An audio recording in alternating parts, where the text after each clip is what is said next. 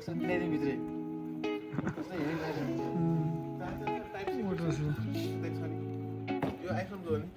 आउँछ त ल हामी रुकुम अहिले चाहिँ खलङ्गा होइन यो होटल शुभममा आइपुगेका छौँ अब खाना खाएर टक्क त्यसपछि जानुपर्छ आजको यो हाम्रो यात्रालाई यो चिजले चाहिँ आज आनन्द दिएको छ कि एक्स्ट्रा रमाइलो भइरह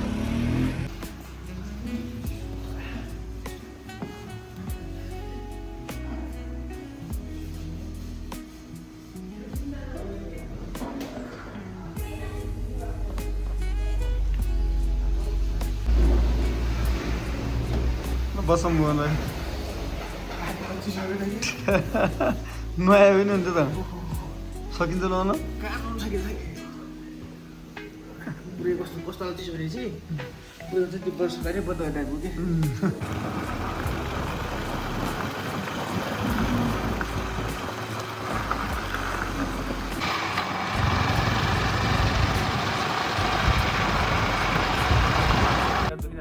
यो देख्न सकिन्छ अगाडि टक्क सागको एकदम सुन्दर गाउँ काला पत्थर काला पत्थरमा घुम्ती रोडमा चट्ट लगाएर हामी यहाँ सागमा फोटो खिच्ने कार्यक्रम भइरहेछ कहाँ टोली धेरै पर गयो क्या डाँडा पुग्ला उता पारीको डाँडामा त्यो पारीको त्यो के अरे यो हाम्रो सहिदवाला डाँडा कि कुन म माथिको डाँडा अब म यो अड्डा छु त्यसपछि बाटोमा ल तपाईँ त्यही बस्नु हामी अब यसमा हिँड्छौँ है यहाँबाट ओके ल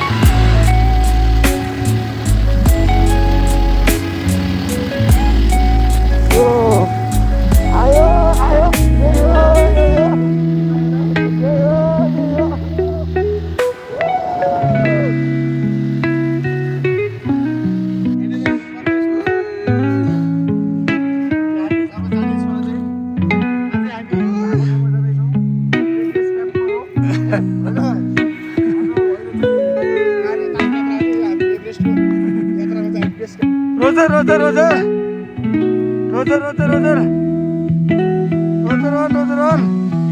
बाटो त एकदम राम्रो छ आउनु पर्यो बाटोको अवस्था राम्रो छ त्यस्तो स्लिप खाने जस्तो छैन आउनु पर्यो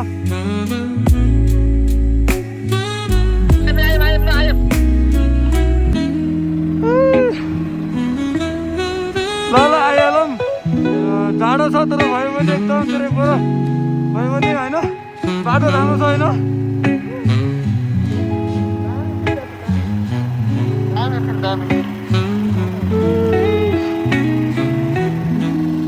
रोजर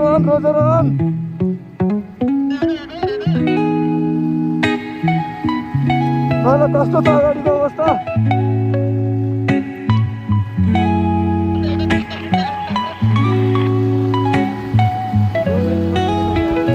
त्यहाँ तिनवटा के भन्छ मजाले सु होइन च्याङ्राको टक्कै लाएर अनि सु भन्नु पर्यो है हामी आउँदैछौँ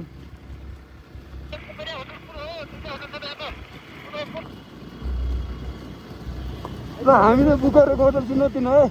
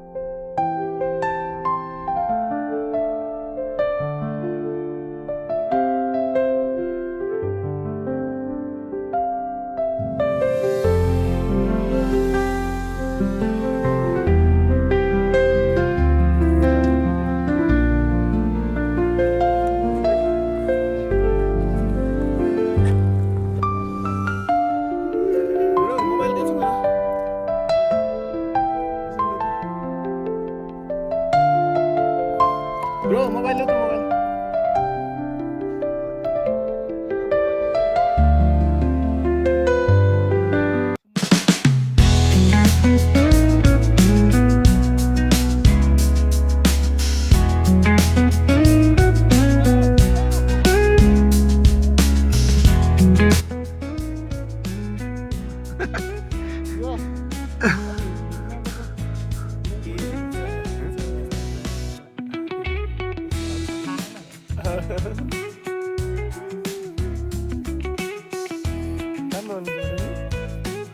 ल हामी चाहिँ यसो टक्क होइन सो गाइज हामी चाहिँ अहिले लेक के अरे यो पाठशालाबाट फर्किँदैछौँ अब हामी यहाँबाट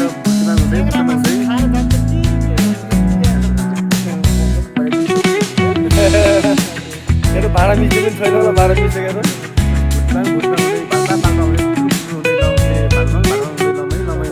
घोडाइ हुँदै गुमराचोक हुँदै माथि त्यही हो अब संस्कृत भाषा स्कुल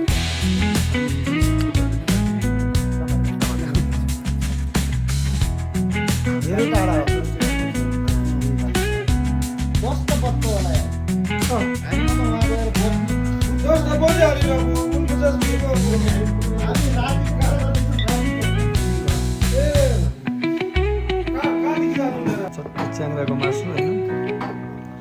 सब त्यसरी काटेर छर्केर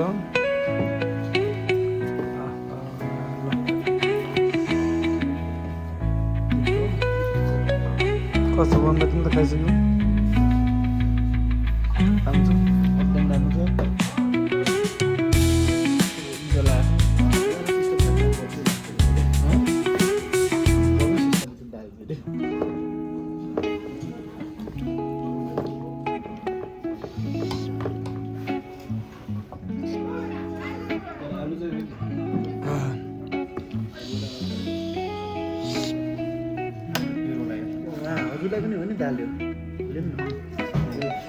को सानो झुलुङ्गे पुल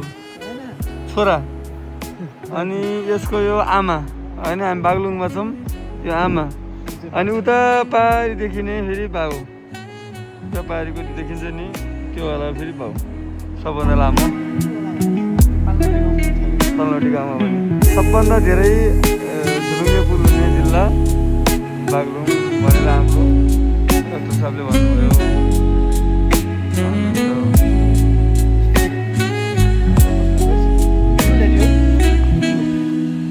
अगाडि खतरा पहिरो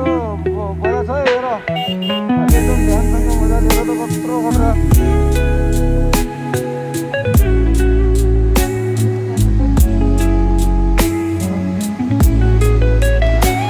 भुवन अगाडि देखिरहेको नजिक कुन नदी हो भन्दै एकचोटि